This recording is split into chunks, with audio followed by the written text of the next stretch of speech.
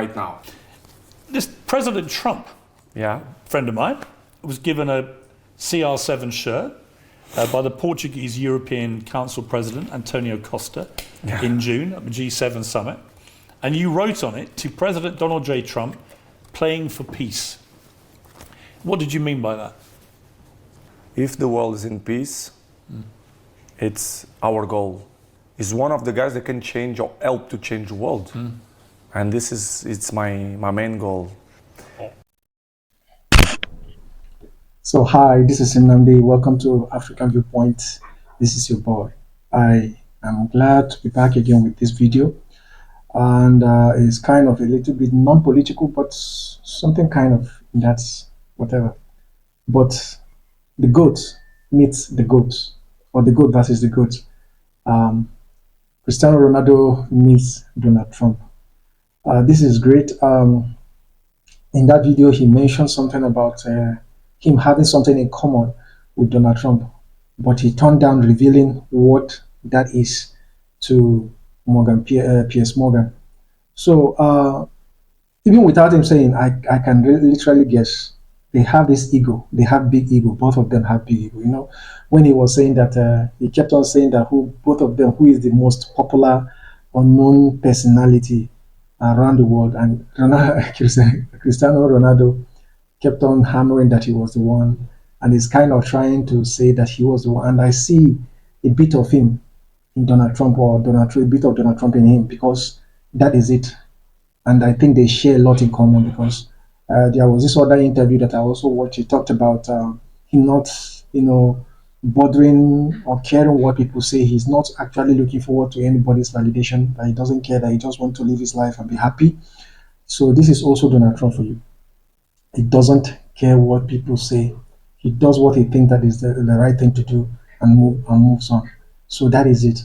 So Cristiano Ronaldo is a kind of a person I know that is loved by so many millions and millions of people all across the world, and he's very, very popular.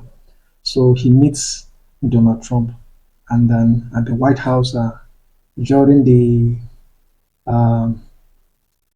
what do you call it, the Crown Prince of Saudi Arabia's visit to the White House, and he tagged along and used that opportunity to meet the man that is so much cherished. So love Donald Trump or hate him, agree with him or disagree with him, Donald Trump is one of the most consequential United States president that will be ever remembered, for what he has done. So in my opinion, and it has always been that Donald Trump may not get it all right. He may not always done everything the right way, or say it or do it the way you expect him to say. But one thing I must give him and tip my hat for him is him being able to bring peace across the world, bring peace. Just in these few months that he has been in the office, he has been able to make a significant impact to the United States and also to the world around. And people like Cristiano Ronaldo are watching, and they recognize that.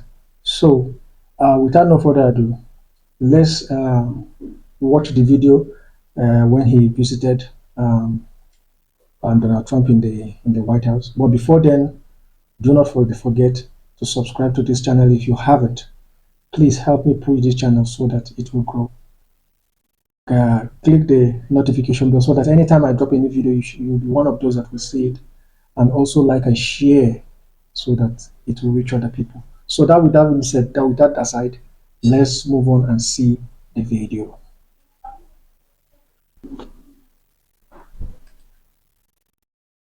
$1 billion, that means jobs. It's also good for your companies, but I'm only interested in the jobs for your country. I'm not interested in the profits, but I guess the profits are there too. But $600 billion in the United States.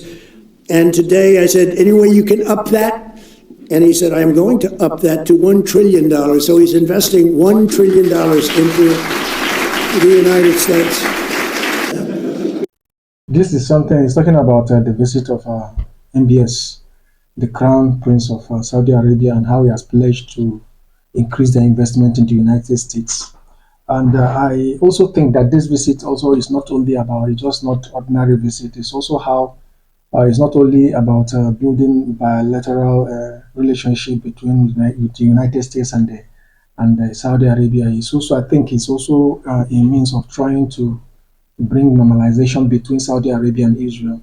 You remember the Abraham Accord that he started in his first term, and it was at the end, at the brink of actually, bringing the United States and the Israelis and the Saudis together to sign this Abraham Accord deal for them to normalize their relationship before the COVID. I think is that the COVID? Yes, the COVID broke out or something. Is that the COVID? Yes, and Donald Trump couldn't get it done. So now he's trying to get it, and if he gets this done, it's going to be a very big deal to the Middle East and to the peace in the Middle East. So I hope he succeeds.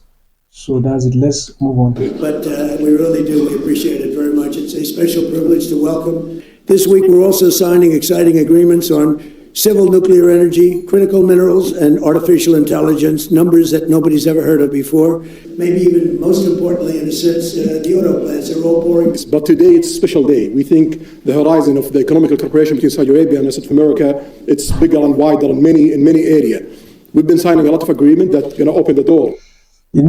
This thing reminds me of Biden. Biden was something else. I'm not going to use names for him, but he was never respected. And as a whole, at large, the United States were never respected in the war stage. I remember how this man was not even thrilled that Biden visited Saudi Arabia, and then they went on and mocked him. The Saudi Arabian comedians, they mocked him mocked Biden.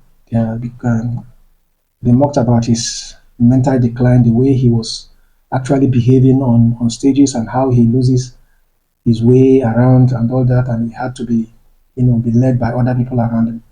And you could literally see the no respect and no regard for Biden. But in this case, you will see the admiration between these guys. They have this great chemistry. Even in his first administration, they had chemistry together. And here they also have this chemistry. They like each other.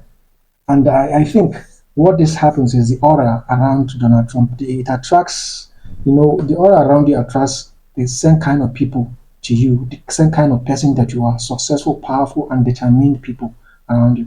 I'm not saying that Saudi Arabia is all good and all that, but this is something that the United States must necessarily do to, bring the Saudis around and all that in order to have an upper hand and control, or you kind of have a headway in the Middle East and be able to stay in control as the world power.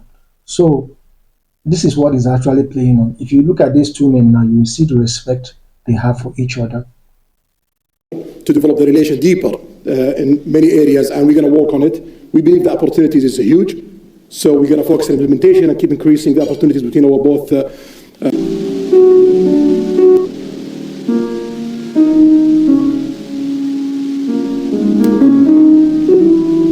I love the fact that Elon Musk is also here, even after their differences with Donald Trump.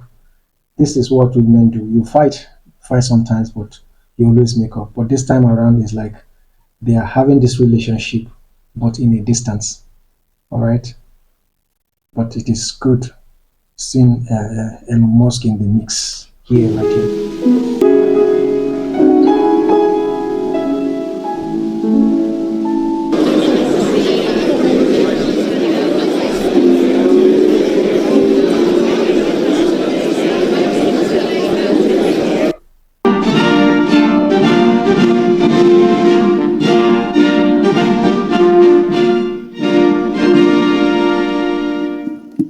Thank you very much, everybody. Crown Prince Mohammed, we're delighted to have you with us at the White House. Very special, very, very special.